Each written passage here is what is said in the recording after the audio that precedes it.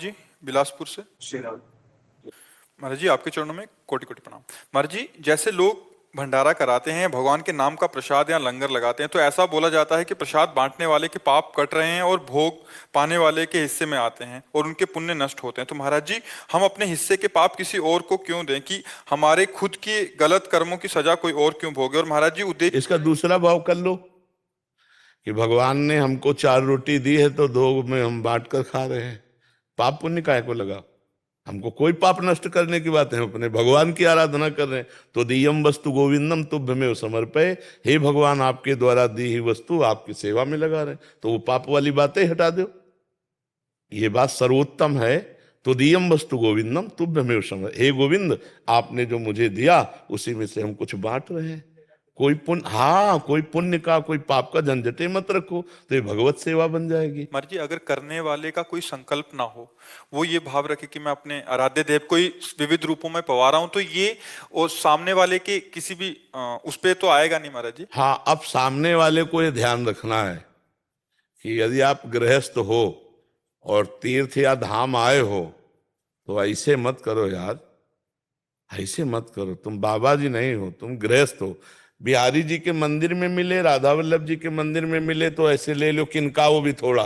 ये भर भर के जो बढ़िया खीर और पकौड़ा और समोसा जो खा रहे हो, ये ठीक नहीं है।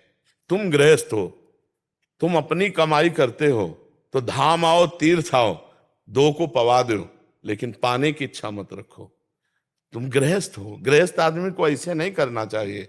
यार तुम्हारे पास मेहनत के कमाए हुए रुपए हैं, कुछ ना हो तो एक दिन उपवास कर लो, दूसरे दिन थोड़ा चना चबेना चबा के पार कर लो। धाम आए हो 2-3 दिन, अब दूसरे का दिया हुआ हलवा पकौड़ी रबड़ी रसगुल्ला खाओगे तो तुम्हारा ना तो बुद्धि काम करेगी और ना भजन बनेगा, सुकृत और नष्ट हो जाएंगे। ये बात समझ लो। इसीलिए हम कई बार सत्संग में प्राय रोका है कि मंदिर में आप प्रसाद ले सकते हो, ये जो बाहर सब दान पुण्य वाला भावनात्मक है ये तुम्हारे लिए हानिकारक होगा, नहीं लेना चाहिए। जैसे परिक्रमा आदि पे बट रहा है, वो तो चलो हम ऐसे किया चल दिए। महाराज जी, जैसे किसी आश्रम आदि या कहीं रुकते हैं तो वहां अगर पाते हैं तो उतना देना चाहिए, देना चाहिए। अगर आप होटल में जाओ तो पता चले कि ये भोजन हमें 100 रुपए का मिलेगा, तो हम कह रहे हैं ना 100 रुपए तुम दो तो 50 तो दे ही दो, वहां ठाकुर जी के चरणों में चढ़ा दो। फ्री पाके मत आओ। अगर गृहस्थ हो तो तीर्थ धाम जाओ, कहीं भी फ्री पानी भी मत पियो। अगर पानी भी पिया तो 2 रुपया वहां रख दो। ऐसे चलना चाहिए। गृहस्थी तप के अंतर्गत ही आ जाता है महाराज जी। बिल्कुल बिल्कुल, इसको बहुत सावधानी से, इसीलिए तीर्थयाटन जो है सब कोई नहीं लाभ ले पाता है। तीर्थों में जाकर नशा करना, तीर्थों में जाके होटल बुक करके व्यभिचार करना, तीर्थों में गंदे आचरण, भारी पाप कमा के आ रहे हो। दूसरे का खा लिया कि यार बच गए, 100 रुपया बच गया इनके भंडारे में। 100 तो तुमने 100 तो बहुत कम मेहनत में कमाए, लेकिन पुण्य जो बहुत मेहनत में कमाए वो दे दिए। तुम्हें पता नहीं है कि 100 नहीं हजारों का पुण्य नुकसान हो गया। बहुत सावधानी से तीर्थों में जाए। हम कह रहे हैं भगवान के धामों तीर्थों में जाए तो दूसरों का पाए मत, दूसरों की निंदा मत करे, कोई पाप मत करे। एक दिन भले उपवास करके रह जाए, इसके बाद चला जाए यहाँ से। यहाँ रह करके कोई पाप आचरण न करे भगवत धामों में। और गृहस्थी में है तो ऐसे करना बनता ही नहीं। ऐसे वो बांट रहा है, अगर ऐसे किया तो 50 रुपए उसकी जेब में डाल दो।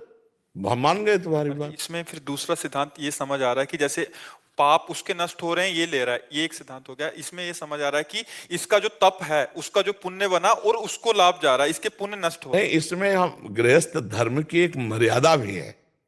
हम और पाप पुण्य दोनों को छोड़ रहे हैं। गृहस्थ धर्म की, आप कमाते हो, आप तीर्थ आए हो, धाम आए हो, आप 2 का पेट भरना सीखो। अपने पेट को भरो मत किसी के दान पुण्य के वस्तु से। अपने तो जैसे बने वैसे खाओ पियो। अब जैसे धाम आए हो तो 100 रुपया के चना ले लिए, बंदरों को डाल दिए, कुछ दाना 10 रुपया के डाल दिए। हम जो पक्षी वृंदावन के खा, जैसे भूखे गली में इधर उधर बैठे रहते हैं अपंग, कोई कुछ 2-4 फल ले लिए, सेव एक एक बांट दिए, हो गया। गृहस्थी में हम कह रहे कुछ नहीं है ना। जब भगवान सुदामा जी के तंदुल पा सकते हैं तो तुम्हारी कुछ भी वस्तु, 2 फूल ले लिए बिहारी जी के चरणों में चढ़ा दिए, लेकिन हम किसी का खाएंगे नहीं, हम किसी का दान पुण्य लेंगे नहीं। गृहस्थ आदमी ऐसे चलना चाहिए। विरक्त का है कि अब बाबा जी कहीं पेट भरना, जहां भगवान व्यवस्था कर दे पाया, दिन भर भजन किया। गृहस्थ को ऐसा चाहिए कि अपनी मेहनत का धाम आदि तीर्थ आदि खाए, कहीं भी किसी दूसरे का दान पुण्य का भोजन न करे। अगर साधु महात्माओं के आश्रमों में भी पावे तो वहां ठाकुर जी के सामने कुछ न कुछ भेंट चढ़ा दे, या फिर भेंट ना हो तो सेवा कर दे, सोहनी लगा दे वहां।